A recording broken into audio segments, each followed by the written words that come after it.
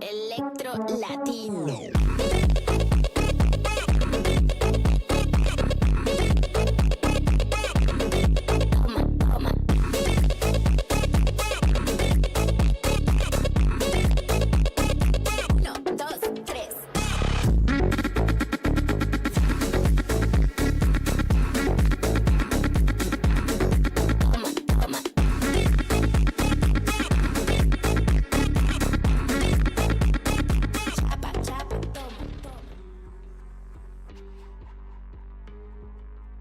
Сайн байцгаана уу? За өнөөдөр ярих дүр маань Бэтмений талаар ярих болно. Бэтмен бол бүх цаг үеийн номер 1 супербаатар. Яг одоогоор бол Marvel-ийн супербаатарууд тренд болцоод байна. 2010 оноос хойш юм уу та. Тэрнээс өмнө л ер нь бол Бэтмен л байсан.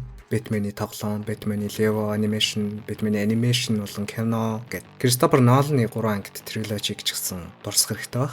Бодоод үзэх юм бол баг 100 нас хүрэх гэж байгаа дүр одоо нэг 10 хэдэн жилэл дутуу байна. Тэгээд уг дүрийн нэг гоё юм нэх юм бол Супермен шиг нисч чадахгүй, эсвэл Spider-Man шиг хан дээр багажгүй авират ч юм уу, эсвэл өөр дөр нэрх аюулыг мэдрэх ч юм уу, тийм хүч байхгүй, ямар нэгэн супер хүч байхгүй, эдгэх чадвар байхгүй, зүгээр л өөртөө байгаа цор ганц зэвсэг болох оюун ухаан тархиа ашиглаж тулалддаг супербаатар. Миний хувьд ч гэсэн Бэтмен бол миний хамгийн дуртай супербаатар байсаар ирсэн. Тоглоомын тоглож, анимашныг үзэж өссөн. За өнөөдрийн хувьд бол би Бэтмений тухай origin story болон фактууд, ямар учиртай дүр юм, Бэтмений хамгийн хүчирхэг 5 хувилбар, хамгийн хүчирхэг өмсгөлүүд гэх маш олон зүйлийг ярихаар бэлдсэн байна. Харин одоо бичлэгтээ орцгоё.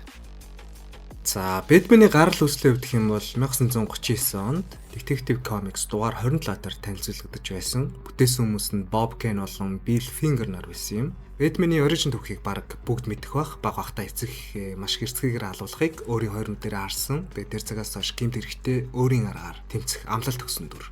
Бэтмений байр суурь чадварын түвшний хувьд гэх юм бол Wayne Craft-ийн цор ганц өв залгамжлагч хамгийн баян супербаатаруудын нэг. Чадварын хувьд гэх юм бол тархины өндөр хөгжил, стратеги төлөвлөлт, биеийн бэлтгэл, технологи болон зэвсэглэл гээд маш олон зүйлс байгаа. Хамгийн нэг чухал зүйл нь гэх юм бол үргэлж нөөц төлөвлөгөөтэй байдаг. Бэтмений статус болон тирийн хувьд гэх юм бол DC-гийн peak human буюу хүний хөгжлийн дээд түвшний баатар гэж хэлж болно. Justice League-ийн үндсэн стратегч, бас үндэслэгч нь гэж хэлж бас болно. Заримдаа prep time буюу хангалттай бэлтгэх хугацаатай байх үед суперүүд болон бурхтыг хүртэл давж гарахаар чадвартай, чадамжтай тийм л ухаалаг дүр. Нэгэнт Бэтмений талаар ярьж байгаа болохоор Бэтмений Arkham цуврал тоглоомыг бас ярих хэрэгтэй баг. Уг тоглоомонд Бэтмений сүнс шингэсэн гэж хэлж болно. Ягаад гэвэл Kevin Conroy өөрөө дуу оруулсан байдаг. 2009 оноос 2016 оны хооронд нийт миний санаж байгаагаар 5-аас 6 анги гарсан байх. Одоо ч гэсэн тоглоход маш гоё байдаг. Яг жоохон хөөчөрсөн гэж хэлж бодно. Тухайн цаг үед яг одоо Spider-Man-ийн тоглоом ямар байна? Яг тийм байсан. Бараг илүү ч байсан гэж хэлж болно. Геймплей болон story, механик гэд бүх зүйл нь маш гоё байсан. Arkham цувралын аль нэг тоглоомыг тоглохыг хүсэж байгаа бол Steam дээр байнгын амьдралтай байдаг гэдгийг сануулъя. Бэтмений хамгийн хүчирхэг 5 хувилбар. Жигсаалтын 5-т Superbat. Энэ комик дээр юу болдог вэ гэхээр NASA гэх эртний жөтгөрт эзэмдүүлсэн ч юм уу тархиа угаалгасан Justice League-ийн эсрэг Batman Superman хоёр зогсдог. Green Lantern-тэй тулдаж байх үед бөгжний хүчээр тэр хоёр нийлээд Superbat болж хувирдаг. Зөвхөн бодоод үзэхэд Superman, Batman хоёрын нийлбэр гэд авч үзэхэд л аимшигтэй хүчтэй хувилбар болох нь ойлгомжтой. Зөвхөн надад сонирхолтой санагдсан болохоор би 5-т оруулсан шүү. Жигсаалтын 4-т White Lantern Batman. За бидний ихэнх нь ногоон болон шар лантерныг мэдж байгаа. Тэднээс гадна өөр олон дэлгүүрийн хүч байдаг. Улаан, цэнхэр, улбар шар, хар, ягаан гэд янз янз байгаа. Цагаан лантерны хувьд гэх юм бол бусад бүх лантерн дэлгүүрийн хүчийг ашигладаг цор ганц хүч нь гэсэн үг. Цагаан дэлгүүрний бас нэг давуу тал нь амьдрал үүсгэх, амьдрал бүтээх чадвартай хүч юм. Нэг асуудал нь цагаан дэлгүү Batman-ийн оюун ухааныг ерөнхийдөө удирдах гэдэг талтай. Энэ сул тал нь гэсэн үг. Энэ ганц сул талыг нь тооцох юм бол бараг л бурхны хүч гэсэн үг. Тэр бурхны хүчийг нь Бэтмен эзэмшиж байна гэхээр бүрч ноцтой гэсэн үг. Тийм болохоор 4-т оруулсан шүү. Жигсаалтын 3-т Red Death Batman. Энэ Бэтмений хувьд гэх юм бол Dark Multiverse-ийн хамгийн broken Бэтменүүдийн нэг. Бүх Робинуудаа алдаад зөхрөөд эцэст нь Готмыг аврах цорын ганц зам нь Speed Force юм байна гэж ойлгоод Barry Allen-ыг Batmobile гинжлээд Speed Force-ыг нь өөртөө авдаг. Speed Force гэдэг хүч бол мультиверст маш ноцтой аюултай хүчтэй орно. DC Universe-ыг яаж өөрчилж болдгийг Flash-аас үтсэн бах. Тийм болохоор тэр хүчийг Batman эзэмшиж байна гэдэг нь тэгээд тэр Batman нь ямар нэгэн сэтгцийн асуудалтай доголдолтой болцсон байна гэдэг бол бүрч ноцтой гэсэн үг. За ямар ч тач Jigsaw-ийн 3-т орлоо. Jigsaw-ийн 2-т Mobius Chair Batman. За Mobius Chair гэдэг нь Metron гэх мэдлэгийн бурхны синти. Batman уг синтид суугаад шууд л би бурхан болсон гэж флексдэж эхэлдэг. Mobius Chair дээр суусан даруйда Joker-ийн жинхэнэ нэр нь юм бэ гэж асуудаг. Комик уншиж байгаа хүмүүст харагддаггүй. Гэхдээ Batman мэдэж авснаа шоконд ороод тийм байх боломжгүй гэж хэлж байгаагаар гардаг. Уг синтез суугаад ямар хүчийг олж авах юм бэ гэвэл цаг хугацаа болон өнгөрсөн ирээдүй бүх цаг үед очиж чадна, үхшгүй болно. Синтийн өөрөө хамгаална гэсэн үг. Бодоод үзэхэд бүхнийг мэднэ, цаг хугацаа ба орон зайгаар аялна, космик хүчтэй, аюулыг мэдэрнэ, хамгийн зөв сонголтыг хийн, антикризис энергиэр цэнэглэгдсэн болохоор бодит байдлыг ч өөрчилж чадна. Энэ бол Batman-ы яахын аргагүй хамгийн хүчтэй хөлбөрүүдийн нэг. Тийм болохоор 2-т орлоо. Jigsaw-ийн 1-т орох Batman-ыг бүгд л мэдчихсэн бах. The Darkest Knight.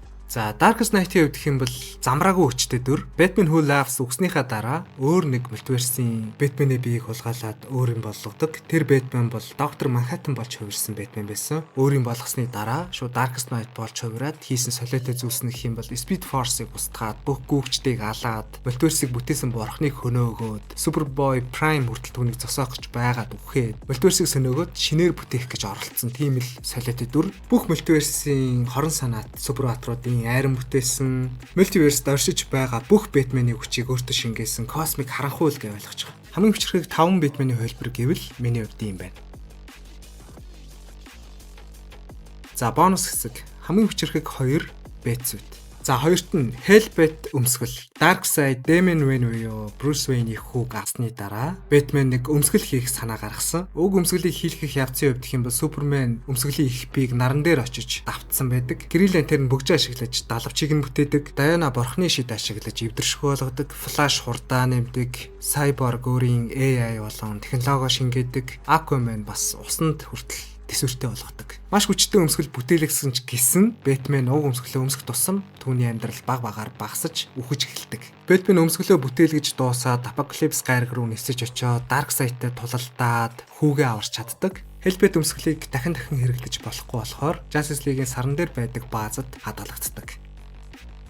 Batman-ийн хамгийн хүчирхэг өмсгөл бол The Final Batsuit. Уг өмсгөлийг бүтээхдээ Cosmic Element X гэдэг материал ашигласан байдаг. Ердөө ганцхан цохилтоор Justice League-ийнхнийг сөнөөх боломжтой. Мөн Justice League-ийн бүх гишүүдийн хүчийг болборлох чадвартай. Мөн оюун ухаан удирдах, сэтгэл санааг өөрчлөх, хүссэн хүнийхээ бодол шийдвэрт нөлөөлөх чадвартай. Хамгийн амар хүчтэй зүйл нь юу вэ гэвэл бодит байдлыг өөрчлөх, дахин бичих түвшний хүч өгдөг. Bruce Wayne World Forge-ийн бэлгэлсэн Element X-ийг ашиглаад өөрийн гараар энэ өмсгөлийг бүтээсэн байдаг. Тэгэд яагаад ихт орсон бэ гэхээр бараг Batman-ы хүчрхэг хөлбруудаас илүү аимшигтай хүчтэй байгааг нь харсан бах. Хамгийн амар хүч нь тэр төсөөллөөрөө бодит байдлыг бүтээх, эсвэл бодит байдлыг өөрчлөх, шинжлэх.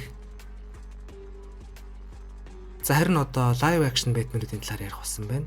Надад 3 сонголт байна. Ben Affleck болон Christian Bale, Robert Pattinson. Илүү кино урлаг cinematic талаас нь авч үзэх юм бол Christopher Nolan-ы бүтээсэн триложи бол зүйсээр орно. Яг гэвэл Batman гэдэг супербаатар бусад супербаатаруудаас бас нэг ялгардаг зүйл нь эсрэг дүрээр ялгардаг. Joker, Riddler, Bane гэх мэт. Харин Christopher Nolan-ы бүтээсэн Batman дээрх эсрэг дүр Joker Oscar-ын шагнал авсан. Тийм болохоор яриад их юм байхгүй. Харин Christian Bale-ийн Batman-ы юунд таалагддаггүй вэ гэвэл хоолойгоо шахаж ярьдаг нь таалагддаггүй. Жохон байхад хүртэл таалагддаггүй байсан. Одоо ч гэсэн яагаад гэж шийдсэн болоо л гэж боддог. Акшн толооны хувьд ч гэсэн бас нэг зүгээр энгийн хүн шиг санагддаг. Нэг тийм сүрчин зүйл харагддаггүй.